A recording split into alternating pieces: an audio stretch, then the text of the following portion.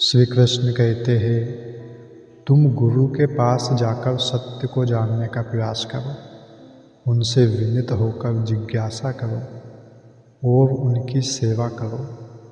स्वरूप सिद्ध व्यक्ति तुम्हें ज्ञान प्रदान कर सकते हैं, क्योंकि उन्होंने सत्य का दर्शन किया है। स्वरूप सिद्ध व्यक्ति से वास्तविक ज्ञान प्राप्त कर चुकने पर तुम पुनः कभी ऐसे मोह को प्राप्त नहीं होगे, क्योंकि इस ज्ञान के द्वारा तुम देख सकोगे कि सभी जीव परमात्मा के अंश स्वरूप है, अर्थात वे सब मेरे हैं। यदि तुम्हें समस्त पापियों में भी सर्वाधिक पापी समझा जाए तो भी तुम दिव्य ज्ञान रूपी नाव में स्थित होकर दुख सागर को पार करने में समर्थ होंगे। जैसे प्रज्वलित अग्नि ईंधन को भस्म कर देती है, उसी तरह हे अर्जुन, ज्ञान रूपी अग्नि भौतिक कर्मों के समस्त फलों को जला डालती है। दोस्तों, आत्मा तथा परमात्मा संबंधी पूर्ण ज्ञान तथा उनके संबंध की तुलना यहाँ अग्नि से की गई है। यह अग्नि न केवल समस्त पाप कर्मों के फलों को जला देती है, अपितु पुण्य कर्मों के फलों को भी भस्मसात करने वाली है। इस संसार में दिव्य ज्ञान के समान कुछ भी उदात्त तथा शुद्ध नहीं है।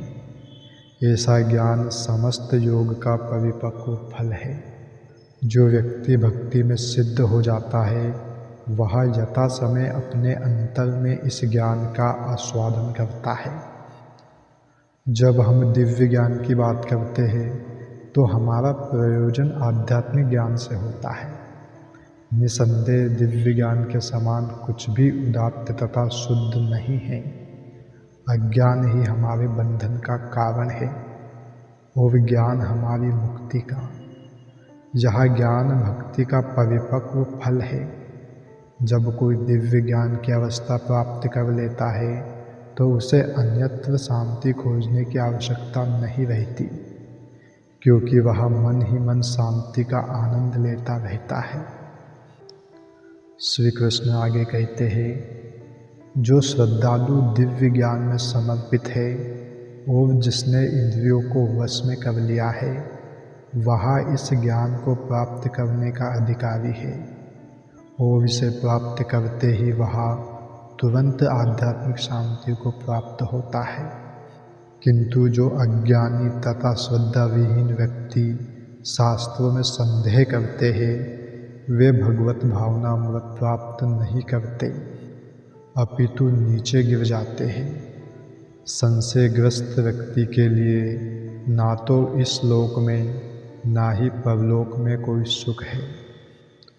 जो व्यक्ति अपने कर्म फलों का परित्याग करते हुए भक्ति करता है और जिसके संशय दिव्य ज्ञान द्वारा विनष्ट हो चुके हैं, वही वास्तव में आत्मपरायण है।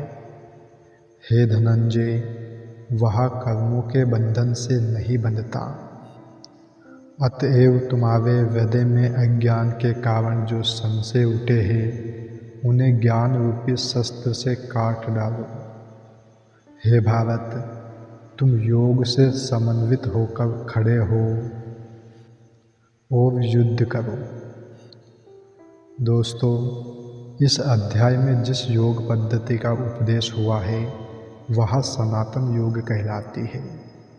इस योग में दो तरह के यज्ञ कर्म किए जाते हैं, एक तो द्रव्य का यज्ञ और दूसरा आत्मज्ञान यज्ञ, जो विशुद्ध आध्यात्मिक कर्म है। यदि आत्म साक्षात्कार के लिए द्रव्य यज्ञ नहीं किया जाता तो ऐसा यज्ञ भौतिक बन जाता है, किंतु जब कोई आध्यात्मिक उद्देश्य या भक्ति से ऐसा यज्ञ करता है तो वह पूर्ण यज्ञ होता है। आध्यात्मिक क्रियाएं भी दो प्रकार की होती है।